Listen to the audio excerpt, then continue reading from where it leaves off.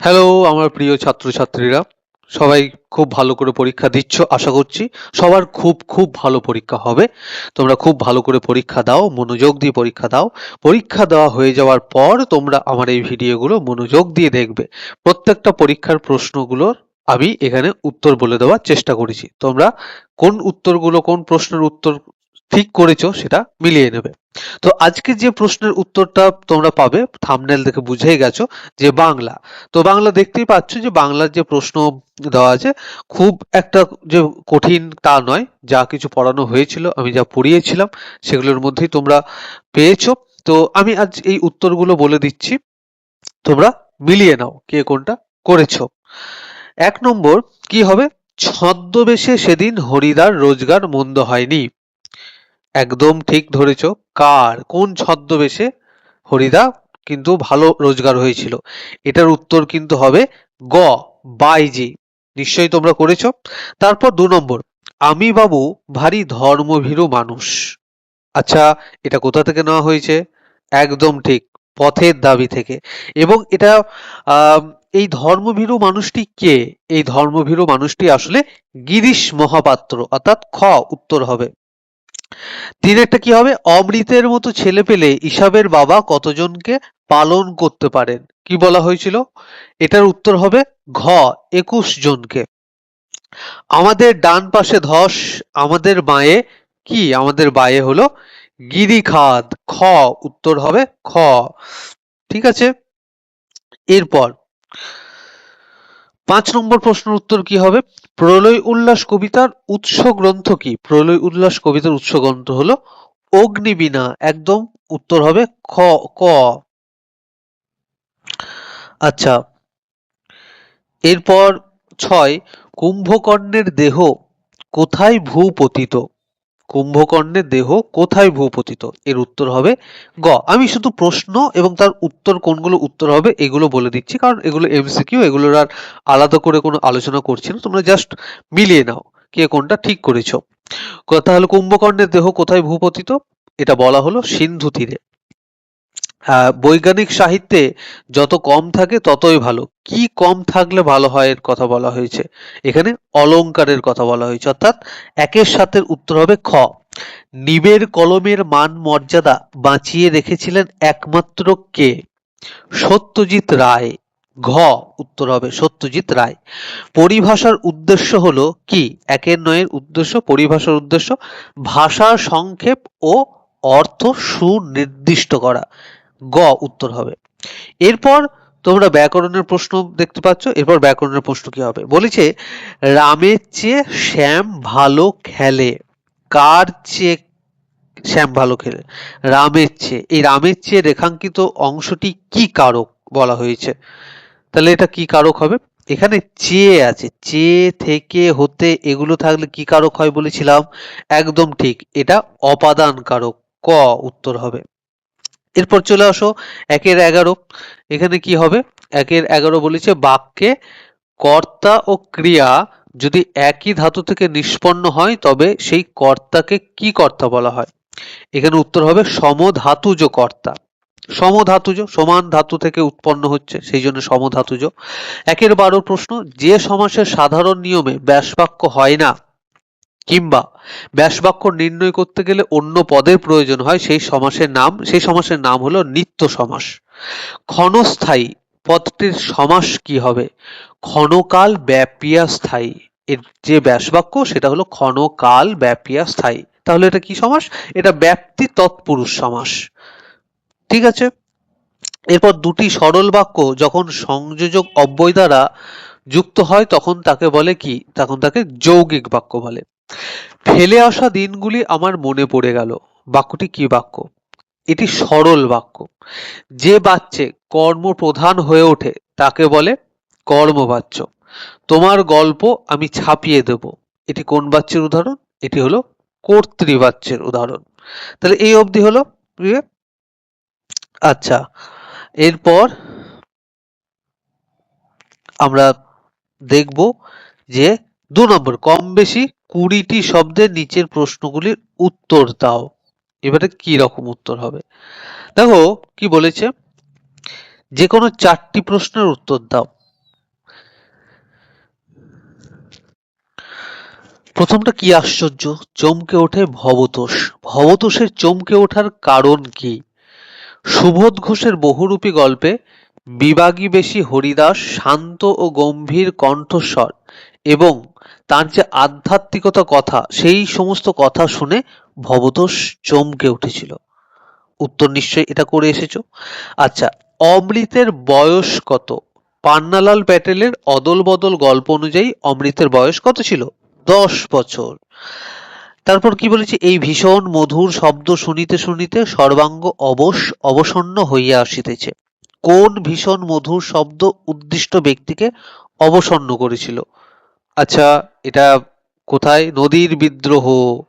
এখানে নদের চাঁদের কথা বলা হচ্ছে। নদীর অবিরাম কলরল বা ওই যে জলস্রোতের শব্দ তার কাছে ভীষণ মধুর শব্দ বলে মনে হয়েছিল। মুখ ফিরাইয়া হাসি গোপন করিল। হাসি গোপন করার কারণ কি? এটা কোথা থেকে নেওয়া হয়েছে? এটা হচ্ছে পথের দাবি গল্প থেকে নেওয়া হয়েছে। পথের দাবি গল্পে গিরিশ মহাপাত্রের অদ্ভুত পোশাক ও সাজসজ্জা দেখে অপূর্ব হাসি চাপতে পারেননি, তো সেই হাসি গোপন করার কথাই বলা হয়েছে। সারা বাড়িতে শোরগোল পড়ে যায়। কি নিয়ে শোরগোল পড়ে যায়? একদম ঠিক, এটা খুবই তোমাদের খুব একটা ভালো লাগা গল্প, জ্ঞানচক্ষু। এই জ্ঞানচক্ষু গল্পে তপনের লেখা গল্প সন্ধ্যা তারা পত্রিকায় ছাপা হওয়া নিয়ে সারা বাড়িতে একেবারে শোরগোল পড়ে যায়। আচ্ছা, এরপর কি বলেছে? যে কোনো 4টি প্রশ্নের উত্তর দাও। তোমরা যে 4টি প্রশ্নের উত্তর দিয়েছো দেখো ঠিক দিয়েছো কিনা। বলা হচ্ছে দণ্ডচারী এর মতে এক দণ্ড মানে কত সমান? এক দণ্ড মানে প্রাচীন ভারতীয় গণনায় এক দণ্ড সমান 24 মিনিট বলা হয়ে থাকে। ক্ষমা করো, এই উক্তির মধ্য দিয়ে কবির কি মনোভাব প্রকাশ পেয়েছে? এই যে ক্ষমা করো, কোন কবিতার অংশ বলতো? রবীন্দ্রনাথ ঠাকুরের আফ্রিকা কবিতার অংশ। ঠিক, তোমরা ঠিকই করেছো একদম। তাহলে আফ্রিকা কবিতায় কবি কি বলেছেন? আমরা কি দেখতে পাই যে ইউরোপীয়দের যে হিংস্র আক্রমণ, তাদের যে সাম্রাজ্যবাদের জন্য সবকিছু ছিনিয়ে নেওয়া, এই তার বিপরীতে দাঁড়িয়ে অপমানিত আফ্রিকার প্রতি কবির যে মানবিকতা, যে সৌজন্য প্রকাশ পেয়েছে, সে আসলে সে আফ্রিকাকে মানে কবি ক্ষমা চেয়েছে। তাহলে এই উক্তির মধ্যে দিয়ে কবির মনোভাব কি প্রকাশ পেয়েছে? তার মানবিকতা এবং সৌজন্য প্রকাশ পেয়েছে। প্রণমিয়া ধাত্রীর চরণে, এই ধাত্রীর পরিচয় দাও। এটা কোন কবিতা? এটা অভিষেক কবিতা, মাইকেল মধুসূদন দত্তের লেখা। মেঘনাদ বধ কাব্যের একটি ছোট্ট অংশ তোমাদের পাঠ্য ছিল, সেটার নাম অভিষেক। সেই অভিষেক কাব্য মানে অভিষেক কবিতার মধ্যে যে ধাত্রী হলেন ইন্দ্রজিতের ধাত্রীমাতা প্রভাষার কথা বলা হয়েছে, যার ছদ্মবেশে লক্ষ্মী লঙ্কায় এসেছিলেন। সমস্ত সমতলে ধরে গেল আগুন। আগুন ধরার কারণ কি? এটা অসুখী একজন কবিতায় নেওয়া হয়েছে। এই অসুখী একজন কবিতায় যুদ্ধের যে আমরা বিভীষিকা দেখতে পেয়েছি, তো সেই যুদ্ধের বিভীষিকার মতো যুদ্ধের দাবানলের ফলে সমস্ত ধরাতল আগুন ধরে গেছিল। আমাদের পথ নেই আর, তাহলে আমাদের কি করণীয় এখানে বলা হয়েছে। আমাদের কি করণীয় বলা হয়েছে। কবি শঙ্খ ঘোষের আই আরো বেঁধে বেঁধে থাকে কবিতার এটার অংশ। আমরা এই আই আরো বেঁধে বেঁধে থাকে কবিতার মধ্যে দিয়ে কবির যে মনোভাবটা কি প্রকাশ পেয়েছে, যে কবি দেখতে পাচ্ছেন আমাদের চারপাশটা ধসে যাচ্ছে, এই যে সমাজ, এই যে মানবিকতা, সমস্ত কিছু যেন শেষ হয়ে যাচ্ছে। তো আমাদের ডান পাশে ধস, আমাদের বাঁ পায়ে গিরিখাত। এই যে কবি তখন চারিদিকে শিশুদের সব দেখে বলছেন যে আমাদের আর কোথাও যাওয়ার পথ নেই। তাহলে আমাদের কি করতে হবে? আমাদের একসঙ্গে নিজেদেরকে একত্রিত হয়ে থাকতে হবে, লড়াই করে বেঁচে থাকতে হবে। তো সেই কথাটাই বলা হচ্ছে। তাহলে আমাদের করণীয় হচ্ছে একসঙ্গে একত্রিত হয়ে বেঁধে থাকতে হবে নিজেদেরকে মনোভাব হিসেবে। এরপর যে কোনো 3টি প্রশ্নের উত্তর দাও। কি বলেছে? আহ, এখানে তুমি সরল, প্রথম তুমি সবল আমি দুর্বল, তুমি সাহসী আমি ভীরু। এখানে তুমি বলতে লেখক আসলে কাকে ইঙ্গিত করেছেন? এখানে শ্রীপান্থের হারিয়ে যাওয়া কালিকলম প্রবন্ধে তুমি বলতে কলমকে ইঙ্গিত করা হয়েছে। যিনি কানে কলম গুজে দুনিয়া খোঁজেন তাকে কি বলে? তাকে দার্শনিক বলে। বিজ্ঞান চর্চায় এখনো নানা রকম বাধা আছে। কোন বিষয়ে এখনো বাধা আছে? এটা রাজশেখর বসুর লেখা গদ্যাংশ থেকে নেওয়া হয়েছে, তোমরা জানো তো। তিনি কি বলেছেন তার রচনায়, যে বিজ্ঞান আলোচনার জন্য উপযুক্ত বাংলা পারিভাষিক শব্দের অভাব এবং অনেক ক্ষেত্রে বিজ্ঞানের ধারণার স্বচ্ছতার অভাব এখনো বাধা হয়ে দাঁড়িয়েছে। তারপরে কি বলছে, কলিকাতা বিশ্ববিদ্যালয়ের পরিভাষা সমিতির সঙ্গে কারা কাজ করেছিলেন? বিভিন্ন বিজ্ঞানের অধ্যাপক, ভাষা বিশেষজ্ঞ এবং লেখকগণ এই সমিতির সঙ্গে কাজ করেছিলেন। এরপর 2.8, যে কোনো 8টি প্রশ্নের উত্তর দাও। অনুক্ত কর্তা কাকে বলে? এই যে অনুক্ত কর্তা, এটা আসলে বাচ্যের মধ্যে পড়ে। তো কর্মবাচ্য বা ভাববাচ্যের কর্তা যখন প্রধানভাবে মানে কোনো বাক্যে উল্লেখ থাকে না, তখন তাকে অনুক্ত কর্তা বলে। এই যে যেমন আহ এ কাজ হবে না, আমার দ্বারা এ কাজ হবে না, তাহলে এই যে আমার, এটা অনুক্ত কর্তা। জনে জনে নিমন্ত্রণ করেছি, নিম্নরেখ পদটি কি জাতীয় কর্ম? জনে জনে, এটি কি জাতীয়? এটি বিপসা।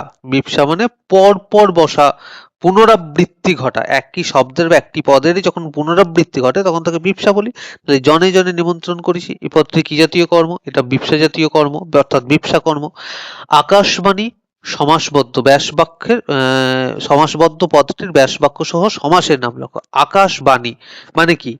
আকাশ হতে যে বাণী আসে, আকাশ হতে আগত বাণী, এটা হবে ব্যাস বাক্য।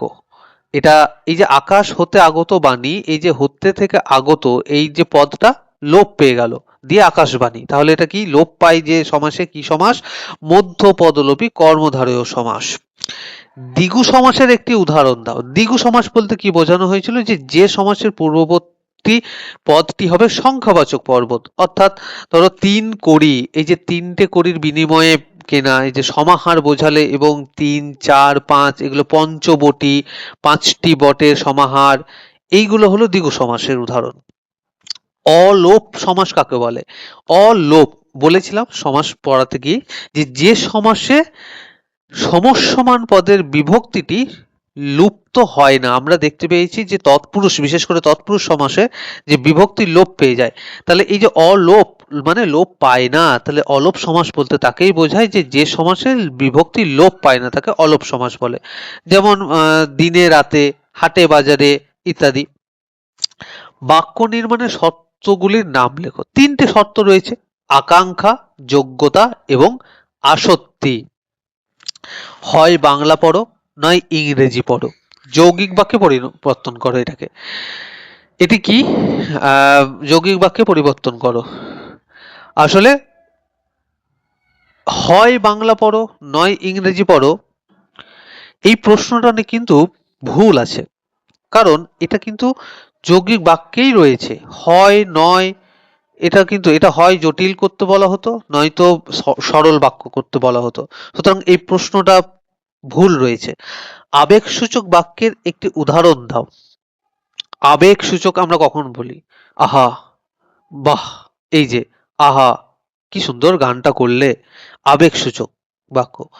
বাড়িতে খবর দিয়েছেন, কর্মবাচ্যে রূপান্তর করো। বাড়িতে খবর দিয়েছেন, তাহলে কি? বাড়িতে খবর দেওয়া হয়েছে।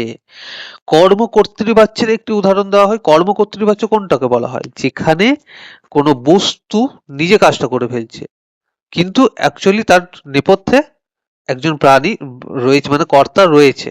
তো কর্মকর্তৃবাচ্য ঘুড়ি ওড়ে, কর্মকর্তৃবাচ্য, বা শাঁখ বাজে, এটা হলো কর্মকর্তৃবাচ্য।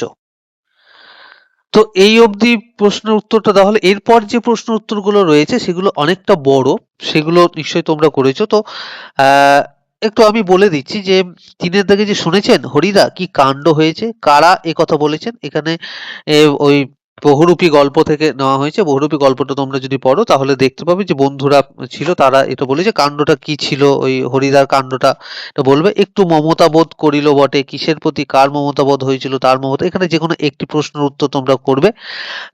তারপরে কবিতাগুলো থেকে নেওয়া হয়েছে মেঘবাহন, হাসিবে মেঘবাহন, এটা তোমরা বুঝতেই পারছো মেঘনাদ বধ কাব্যের অভিষেক থেকে নেওয়া হয়েছে। এগুলো তোমরা আশা করছি সকলেই খুব ভালো করে লিখেছো, এবং তোমরা কতগুলো আমার বলা প্রশ্নের উত্তরগুলোতে তোমরা কতগুলো সঠিক করেছো সেটা কিন্তু কমেন্টে জানাও, এবং প্রতিটি পরীক্ষা খুব ভালো করে দাও, এবং আমি তোমাদের সমস্ত পরীক্ষার প্রশ্নের উত্তর নিয়ে প্রতিদিন হাজির থাকবো। Thank you. চ্যানেলটি ভালো লাগলে অবশ্যই সাবস্ক্রাইব করে রাখবে এবং একটি লাইক।